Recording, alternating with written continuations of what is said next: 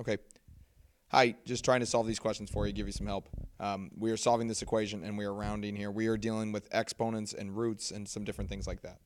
So we're going to eventually solve this problem, which was number 11, but let's talk about it first. Anytime I'm trying to solve an equation and I'm trying to get a letter by itself, in this case I'm trying to solve for x, we are doing order of operations, but we're going to do it in reverse. We're going to take away layer by layer until we get it by itself. So that might not mean a bunch on this problem, but let's think about a problem like this. If I wanted to solve for x, I want to get this by itself, I want to get rid of stuff. So the first thing I'm going to try to do is add or subtract.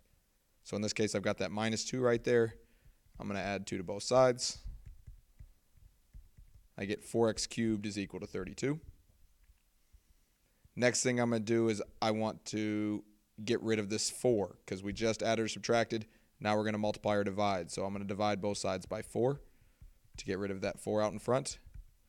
X cubed is equal to 8. And then the last thing we want to do is get rid of my exponent. X is not by itself. I've got a cube right here. I want to get rid of that third power. So I'm going to get rid of my exponent last. The opposite of taking something to the third power, to get rid of the third power, we are doing the third root. And so I'm going to take the third root of both sides. That cancels. The third root of 8. All right, the third root of 8 is just answering this question. What number can I plug in for x and multiply that same number together 3 times and get 8? So what number could I put into these blanks that have multiplied together and get 8? Hopefully you know that that answer is the number 2. 2 times 2 is 4, times another 2 is 8. The answer to this problem, what's the cube root of 8? The answer is 2. So we got rid of layer by layer until we got x by itself.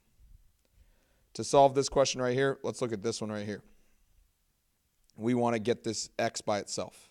So if I want to get x by itself, the first thing I can get rid of, I can't get rid of this x or that 3 because it's inside the parentheses.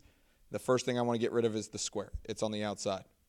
And so we can't touch the parentheses until we get rid of the exponent first. So the first thing I'm going to do is square root both sides, the opposite of squaring something. So when I square the square root, those two things cancel, leaving me x plus 3. And then I'm going to square root 16. The square root of 16 is both 4 and negative 4, both numbers. If you take 4 and you square it, so 4 times 4, that gets you 16, or negative 4 squared gets you 16. And so the square root gets us both versions. And so my answer to this question is not just one number, but it's 2. Because now what I'm going to do is I'm going to subtract 3 from both sides to get x by itself. And so that would cancel out. X is going to be equal to 1 and negative 7 on this problem. If that doesn't make a ton of sense to you, take that number and plug it back in. So I'm going to have 1 plus 3 squared. I'm taking 1, I'm plugging it right back into there. 1 plus 3 is 4. 4 squared is 16, just like we said it was going to be. Or I could plug in negative 7. If I plugged in negative 7, it'd be negative 7 for x plus 3 squared. Negative 7 is negative 4. Negative 7 plus 3 is negative 4. Negative 4 squared is 16, just like we said it was. It's both answers. So on number 11, I'm trying to solve. The first thing I want to do is get rid of the fourth power. So I'm going to get rid of that by taking the fourth root on both sides. Or in other words, I'm answering the question. The fourth power and the fourth root are going to cancel.